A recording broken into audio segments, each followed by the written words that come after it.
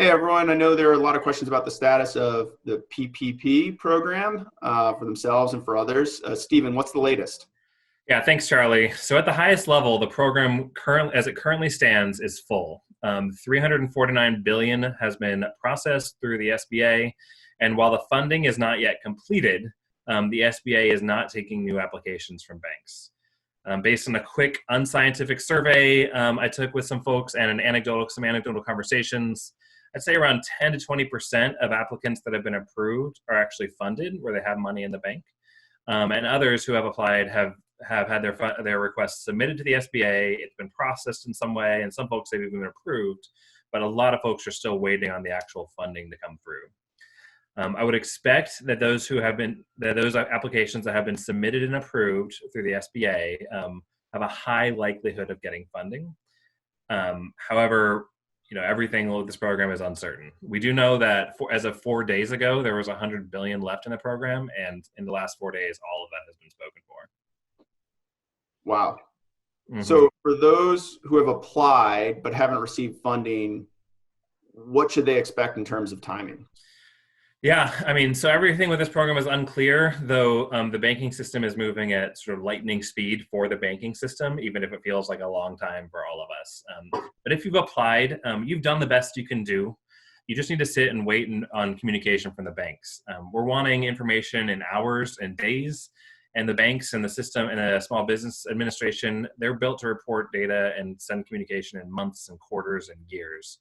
So then, related question of if you've applied and you're not sure if you'll get funding, what should you be doing now? Yeah, this goes to the business advice, but you need to be planning for both outcomes. Scenario planning in general, and certainly in the moment of this crisis, is really, really important. So at a minimum, you should know what you're going to do if you get the funding, but then you should also have a plan for what you're going to do if you do not get the funding. Makes sense. And then a few other questions that might be helpful to address. What should folks do if they didn't apply? Great question. So if you didn't apply because you didn't need the funding, great. Go ahead and continue with your process and do the things you're going to be doing.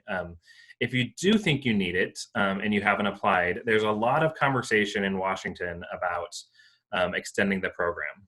Now, predicting legislative outcomes is a fool's errand. I'm certainly not going to try to predict anything, and neither should you. We just don't know what's going to happen there. But I will let everyone know on my LinkedIn feed when I hear updates, and the media is honestly covering this incredibly closely. So most sources, that information will come out more broadly. If they do reopen and you are frustrated with your bank, I'd recommend you go to lendio.com, cabbage.com, or PayPal. Those are three organizations that are aiming to connect borrowers with lenders, and they're kind of the go-between. But honestly, they're just so much better at being at sort of digitally processing these things, that those might just be better places for you to go. But that's only if they reopen the program. Gotcha. And then once funded, how does the forgiveness process work? Yeah, I have asked everyone who's funded. I've asked people who are not funded. I've asked bankers. I've asked accountants. I've asked owners. I've asked executive directors. No one knows how this forgiveness process is going to work. And honestly, that's a little bit unsettling. You should talk to your accountant or your lawyer and start to prepare the best you can, especially once you're funded. What we know for sure is that 8 weeks from now, you will be required to, if you get funded, you'll be required to submit paperwork showing that you've used the funds on forgivable expenses. Most of that is payroll, but there's also some rents and utilities and a few other expenses in there. If you have funding, you need to start working on that paperwork today. You need to start planning on how you're going to submit it. If you do not have funding, you should still make a plan for how you're going to produce that proof once you have spent the money. Because that process is going to be incredibly important. If you are unable to produce that paperwork, then likely the loan will not be no portion of the loan will be forgiven. At which point, you will just have a big loan in your books, which is not what anybody wants. Gotcha. Thanks, Stephen. Appreciate you staying on this and giving us an update. Appreciate you relaying all of that. I know I'm feeling a little bit of PPP fatigue and I'm ready to start thinking about the future on the other side of this. How about you?